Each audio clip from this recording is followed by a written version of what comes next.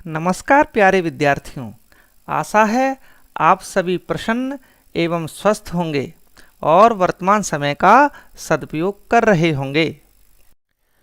आज हम हमारी पाठ्य पुस्तक व्याकरण निकुंज से व्याकरण का प्रमुख बिंदु संधि का अध्ययन करेंगे।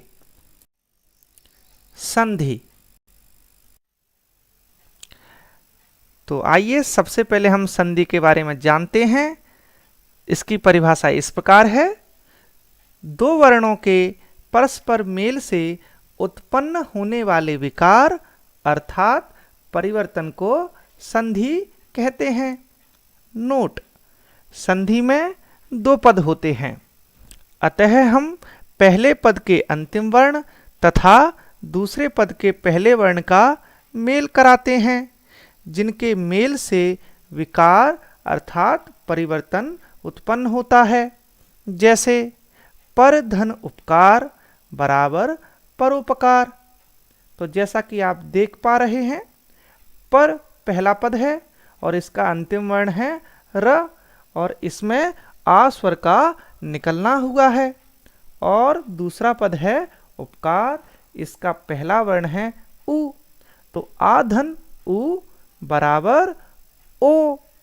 तो यहाँ पर परिवर्तित रूप अर्थात विकार ओ है, इसलिए पर धन उपकार बराबर परोपकार।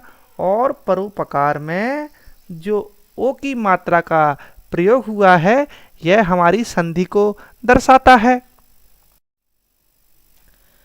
संधि के प्रकार। संधि के मुख्य रूप से 3 प्रकार होते हैं: स्वर संधि, व्यंजन संधि, विसर्ग संधि। तो बच्चों, आइए सबसे पहले हम स्वर संधि का अध्ययन करते हैं। परिभाषा: दो स्वर वर्णों के परस्पर मेल से उत्पन्न होने वाले विकार अर्थात परिवर्तन को स्वर संधि कहते हैं। जैसे देव धन आलय बराबर देवालय। पहला पद देव, इसका अंतिम वर्ण है वा। किसी भी प्रकार का इसमें मात्रा न होने के कारण अ स्वर का निकलना हुआ है। और दूसरा पद है आलय, और आलय में आ स्वर है। तो ह्रस्व स्वर आ और दीर्घ स्वर आ, इन दोनों के मेल से दीर्घ आ का निर्माण हुआ है अर्थात विकार उत्पन्न हुआ है। इसलिए बच्चों, देव धन आलय बराबर देवालय। और देवालय में लाल रंग से जो बड़े आ की मात्रा का प्रयोग हुआ है, यहाँ पर हमारी दीर्घ संधि मौजूद है।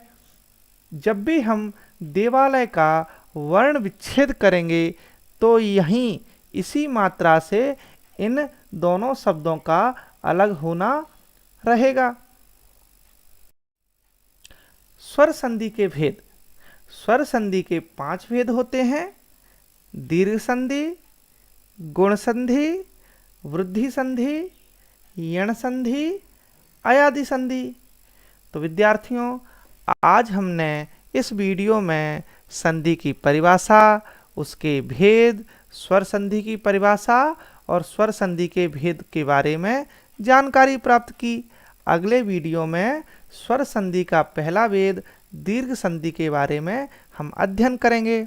आप सभी बच्चों का बहुत बहुत धन्यवाद।